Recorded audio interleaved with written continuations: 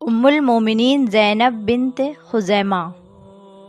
آپ کا نام زینب ہے۔ سلسلہ نسب اس طرح ہے: زینب بنت خزیمہ بن حارث بن عبداللہ بن عمر بن عبد مناف بن ہلال عامر بن صعصع بن معاویہ بن بکر حزان منصور بن اکرمہ بن خصفہ بن خنیس۔ سیدہ زینب رضی اللہ تعالیٰ عنہ بنت خزیمہ رضی اللہ تعالیٰ عنہ کا سلسلہ نسب نبی کریم صلی اللہ علیہ وسلم کے نسب میں 21ویں پشت میں جا کر معد بن عدنان سے مل جاتا ہے۔ آپ رضی اللہ تعالیٰ عنہ کی ولادت نبی کریم صلی اللہ علیہ وسلم کے اعلان نبوت سے تقریباً 13 سال پہلے ہوئی۔ حضرت اسماعیل علیہ السلام کی اولاد میں سے ایک بڑا قبیلہ بنو عامر تھا۔ اس کی ایک شاخ بنو ہلال تھی۔ یہ بنو ہلال یمن میں آ کر آباد ہوئے۔ یمنی لوگ خوشحال تھے لیکن اللہ کے نافرمان بھی تھے۔ مذہبی اعتبار سے پکے مشرک تھے۔ سورج اور چاند کے علاوہ بھی کئی خود ساختہ معبودوں کی پوجا کرتے تھے۔ شمالی یمن کے علاقے تبادلہ میں ذوالخامہ نامی ایک بڑا بت تھا۔ یہ لوگ اس بت کی پوجا بطور خاص کیا کرتے تھے۔ اس قوم پر کئی بار سیلاب آیا۔ انہوں نے سیلاب سے بچنے کے لیے ماراب کے نام پر ایک مضبوط ترین بند باندھا۔ یہ قوم سبا کا دارالحکومت تھا۔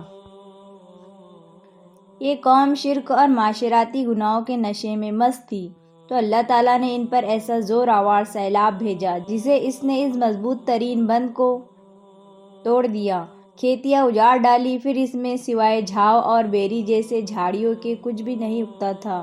یہ قوم سبا پر عذاب کا تذکرہ قرآن کریم کی سورۃ سبا میں موجود ہے۔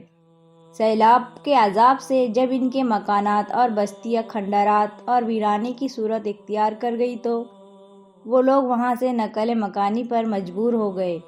انہی لوگوں میں سے سیدہ زینب بنت خزیمہ رضی اللہ تعالیٰ عنہ کا قبیلہ بنو ہلال بھی شامل تھا، جو یمن سے حجاز میں آ کر آباد ہوا۔ آپ رضی اللہ تعالیٰ عنہ کے والد خزیمہ کا شمار عرب کے روسا میں ہوتا ہے، اس لیے سیدہ زینب رضی اللہ تعالیٰ عنہ کا بچپن بڑے ناز و نم میں گزرا۔ اس کے باوجود بعض انفرادی خصوصیات ایسی تھیں جو آپ کو اپنی ہمجولیوں سے ممتاز کرتی تھی۔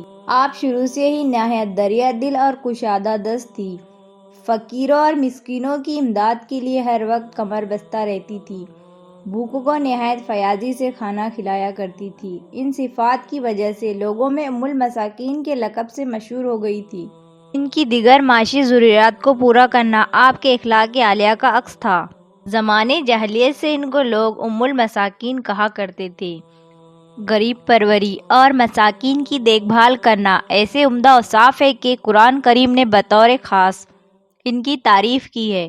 چنانچہ ایسے ہی لوگوں کے بارے میں قرآن کریم کی سورۃ الدہر آیت نمبر 8 تا 10 میں اللہ تعالیٰ فرماتا ہے کہ اور اللہ کی محبت نے مساکین، یتیم، قیدی کو کھانا کھلاتے اور ان سے کہتے ہیں کہ ہم تمہیں صرف اللہ کی خاطر کھلا رہے ہیں، ہم تم سے نہ کوئی بدلہ چاہتے ہیں نہ شکریہ، ہمیں تو اپنے رب سے اس دن کے عذاب کا خوف لاحق ہے جو سخت مصیبت کا طویل ترین دن ہوگا۔ آپ رضی اللہ تعالیٰ عنہ کی ولادت بعث نبی سے 13 سال قبل ہوئی تھی، اس لیے آپ صلی اللہ علیہ وسلم کے اعلان نبوت کے کچھ عرصے بعد جو مسلمان ہوئے انہی میں سیدہ زینب بنت خزیمہ رضی اللہ تعالیٰ عنہ بھی تھی۔ آپ رضی اللہ تعالیٰ عنہ کا پہلا نکاح حضور صلی اللہ علیہ وسلم کے پھوپھی زاد بھائی حضرت عبداللہ بن حجش سے ہوا، جو جلیل القدر صحابی تھے۔ 3 ہجری میں جنگ احد کے موقع پر عبداللہ بن حجش نے لڑائی سے پہلے دعا مانگی: اے خالق کون و مکاں، مجھے ایسا مقابل عطا کر جو نہایت شجاع اور غضبناک ہو، میں تیری راہ میں لڑتا ہوا اس کے ہاتھ سے قتل ہو جاؤں اور وہ میرے ہونٹ، ناک، کان کاٹ ڈالے تاکہ میں تجھ سے ملوں تو پوچھے: اے عبداللہ، تیرے ہونٹ، ناک، کان کیوں کاٹے گئے؟ تو میں عرض کروں: یا الہی، تیرے اور تیرے رسول کے لیے۔ بارگاہ الہی میں ان کی دعا قبول ہوئی اور انہیں غیبی شہادت کی بشارت دی۔ چنانچہ فرمایا: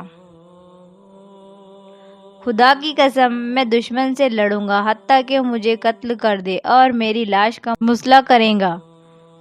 جنگ کا آغاز ہوا تو حضرت عبداللہ بن حجش نے اس جوش سے لڑے کہ تلوار کے ٹکڑے ٹکڑے ہو گئے۔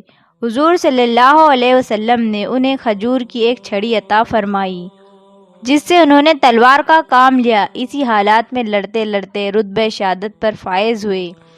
مشرکین نے ان کے ہونٹ، ناک، کان کاٹ کر دھاگے میں پروئے اور یوں ان کی تمنا پوری ہو گئی۔